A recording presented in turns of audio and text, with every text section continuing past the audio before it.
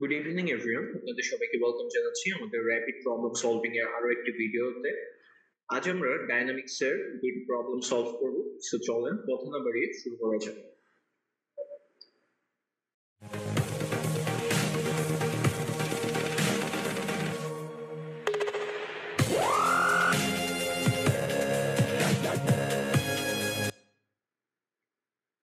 ওকে, so প্রথম প্রবলেমটা যদি আমরা একটু খেয়াল করি তাহলে আমরা দেখতে পাচ্ছি যে এখানে কিছু ইনফরমেশন দিছে। কি বলতেছে যে rotating body whose motion follows the law alpha is equal to -4 থিটার পাওয়ার হচ্ছে হাফ। সো আমাদের প্রথম ইনফরমেশন যেটা দিছে সেটা হচ্ছে আলফা ইজ ইকুয়াল টু -4 থিটার পাওয়ার হাফ। এটা হচ্ছে ফার্স্ট ইনফরমেশন। এরপর বলতেছে has an initial angular velocity. Initial angular velocity দিছে কত? 50 radian per second. 50 radian per second. After a rotation of 7 revolution, আচ্ছা থিটা ফাইনাল এর ভ্যালু দিছে যে 7টা রেভলিউশনের পরে, that means 7 into 2 pi which is 14 pi radian. ওকে, এটা আমরা বুঝি। What are the tangential and normal value of acceleration of a point? মানে tangential acceleration জানতে চাচ্ছে এবং নর্মাল acceleration জানতে চাচ্ছে। Normal acceleration of a point whose radius is 18 inch. মানে রেডিয়াস বলে দিছে সেটা হচ্ছে 18 ইঞ্চ। Okay fine. এখন আমাদের এইটা সলিউশন বের করতে হবে। সলিউশন বের করার জন্য আমরা যদি খেয়াল করি তাহলে এখানে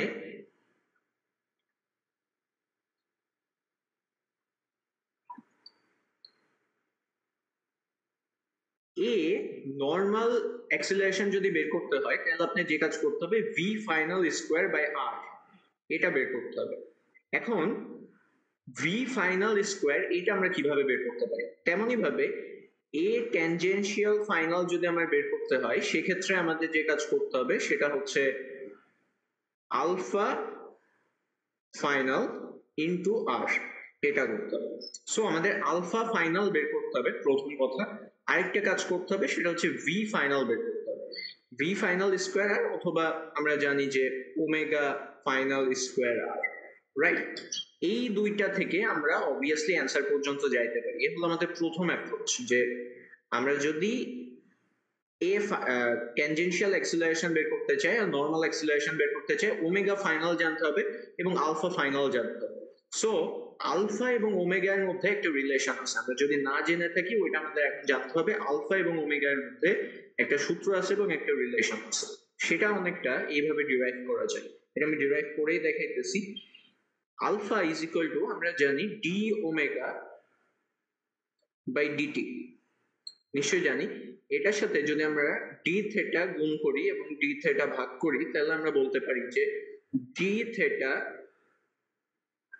বাই ডিটি, এটাকে যদি আমরা একসাথে করি সেটা আমরা পাচ্ছি omega into d omega divided by d theta. এটা হচ্ছে একটা সূত্র বা রিলেশন যেটা আমাকে ওমেগা এবং আলফা এর মধ্যে একটা সম্পর্ক এনে দেয়, ওমেগা এবং আলফা এর মধ্যে একটা সম্পর্ক এনে দেয়, এবং এখানে থেটা রিলেটেড। সো এই সূত্রটাকে আমরা এখানে ইউজ করতে যাচ্ছি। এটা যদি আমরা এখানে ইউজ করি সলিউশনের জন্য,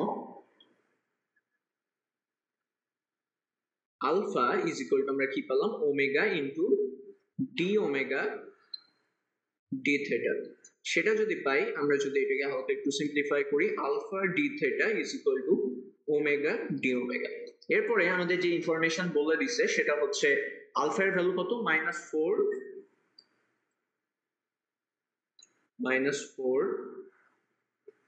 থিটার power half d theta is equal ওমেগার কে আমরা ওমেগার মতোই রাখি, ওমেগা ডি ওমেগা। এখন অবভিয়াসলি বোঝা যাচ্ছে এটা ডিফারেন্সিয়াল ফর্মে আছে, সো আমাদের ইন্টিগ্রেট করতে হবে। এখানেও যদি ইন্টিগ্রেট করি, এখানেও যদি ইন্টিগ্রেট করি, লিমিট কত থেকে কত পর্যন্ত যাবে? লিমিট হচ্ছে ইনিশিয়ালি তার রোটেশন অবভিয়াসলি 0 ছিল, আর ফাইনালি তার রোটেশন হয়েছে হচ্ছে 14 পাই। এটা আমরা দেখতেছি যে থিটা ফাইনাল হচ্ছে 14 পাই। তেমনি ভাবে এটার ইনিশিয়াল অ্যাঙ্গুলার ভেলোসিটি ছিল হচ্ছে 50 রেডিয়ান পার সেকেন্ড এবং ফাইনাল কত আমরা জানি না, সেটা আমাদের বের করতে হবে ওমেগা। ওকে, সো এইটার ক্ষেত্রে আমরা যদি ইন্টিগ্রেট করা শুরু করি, আমরা -4 এদিকে রাখলাম এবং এটাকে যদি আমরা ইন্টিগ্রেট করি তাহলে আমরা পাইতেছি 2/3 ইন্টু থিটার পাওয়ার 3/2 এবং সেটার লিমিট যাচ্ছে 0 থেকে 14 পাই। আর এইটার ক্ষেত্রে আমাদের লিমিট যাবে হচ্ছে ওমেগা স্কোয়ার মাইনাস, একবারে যদি আমি ভ্যালু বসাই দিই তাহলে আমরা পাইতেছি half into omega square minus 50 এর স্কোয়ার। ওকে, সো এইটার ক্ষেত্রে আমরা যেটা করতে পারি যে -4 ইন্টু 2/3 ইন্টু 14 পাই, তার পাওয়ার হচ্ছে 3/2, এর 2 দিয়ে যোগ করলাম করে প্লাস 50 এর স্কোয়ার, তাকে আমরা রুট করলাম। সো আমরা ওমেগা এখান থেকে পাইতেছি ওমেগা ফাইনাল, সেটা হচ্ছে 30.73 রেডিয়ান পার সেকেন্ড। ওকে, সো আমাদের ওমেগা ফাইনাল আমরা পেয়ে গেছি। সো একটু আগে আমাদের যে সূত্রটা ছিল, আমরা অ্যান্সার বের করার জন্য যে সূত্রটা হেল্প নিয়েছিলাম, সেটা হচ্ছে এ নর্মাল রিঅ্যাকশনের জন্য আমরা জানি যে ওমেগা ফাইনাল স্কোয়ার আর। সো ওমেগা ফাইনাল কত হচ্ছে? ওমেগা ফাইনাল হচ্ছে 30.73 তার স্কোয়ার ইন্টু আর এর ভ্যালু বলেই দিছে, সেটা হচ্ছে 18।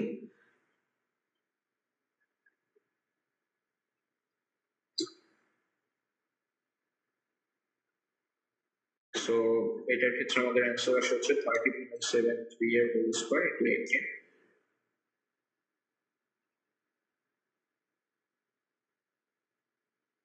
এটাকে যদি আমরা হচ্ছে ফিটে নিয়ে যাইতে চাই তাহলে আমরা 18 কে লিখতে পারি হচ্ছে 1.5। আর ইঞ্চিতে রাখলেও সমস্যা নেই, বাট ফিটে যদি নিতে চান তাহলে 1.5 আসতেছে। অ্যান্সার আসে হচ্ছে 1416.5 ফিট পার সেকেন্ড স্কোয়ার। ওকে, এখন আমাদের আরো একটা জিনিস বের করার দরকার ছিল, সেটা হচ্ছে ট্যানজেনশিয়াল অ্যাক্সিলারেশন।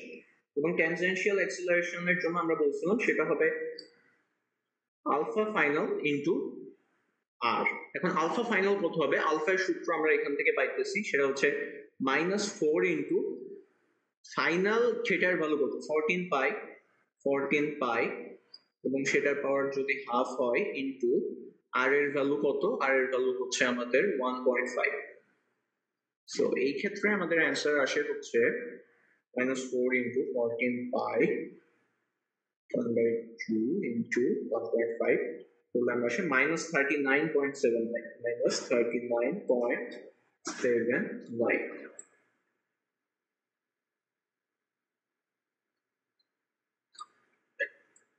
সো এটা হচ্ছে আমাদের অ্যান্সার যে ট্যানজেনশিয়াল অ্যাক্সিলারেশন এবং নরমাল অ্যাক্সিলারেশন আমরা কিভাবে বের করতে পারি। মেইনলি এই সূত্রটা যদি আপনি জানেন তাহলে এভাবে আগাইলে ইনশাআল্লাহ আপনি অ্যান্সার করতে পারবেন। ওকে, সো এই সিমিলার টাইপের আরেকটা প্রবলেম আছে, এটাও আমরা একটু সলভ করি। এখানে বলতেছে যে an automobile starts from rest and moves around a circular path whose radius is 600 feet. প্রথম ইনফরমেশন, রেডিয়াস বলে দিচ্ছে 600 feet.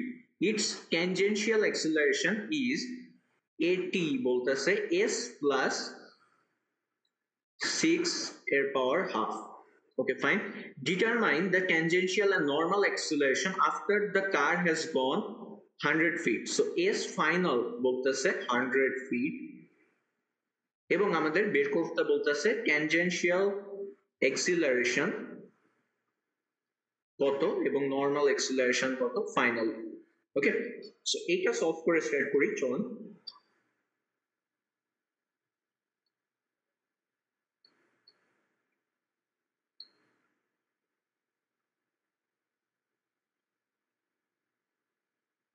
ওকে, এই ট্যানজেনশিয়াল ফাইনাল যদি আমরা বের করতে চাই, প্রথমত আমরা দেখি এ ট্যানজেনশিয়াল এর ক্ষেত্রে আমরা বলতে পারি এস ফাইনাল হবে +6 ইন্টু হাফ হবে। এখন এস ফাইনাল কিন্তু প্রশ্ন বলেই দিচ্ছে, সেটা হচ্ছে 100 প্লাস 6 তার পাওয়ার হচ্ছে হাফ। এখন 106 এর আন্ডার রুট যেটা হবে সেটাই হচ্ছে আমাদের answer. 10.3 feet per second square. Okay, so এইটা হচ্ছে আমাদের ট্যানজেনশিয়াল অ্যাক্সিলারেশন। এখন নর্মাল অ্যাক্সিলারেশনের জন্য আমাদের কি করতে হবে?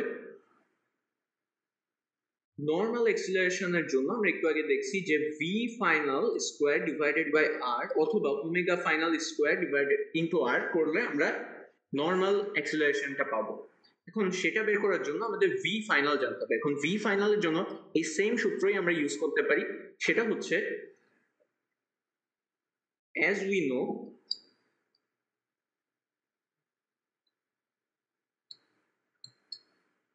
a dv is equal a ds is equal v dv। এখন a এর ক্ষেত্রে আমরা এটা obviously a tangential এর কথা বলা হচ্ছে। a tangential আমরা জানি যে s plus 6 এর power half ds equal to v dv।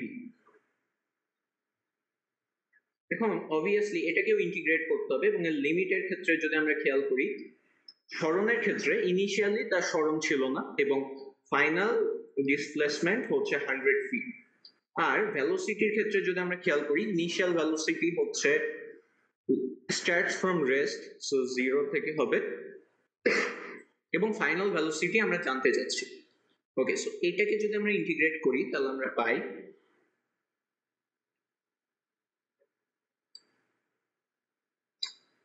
2/3 s plus 6 এর পাওয়ার 3/2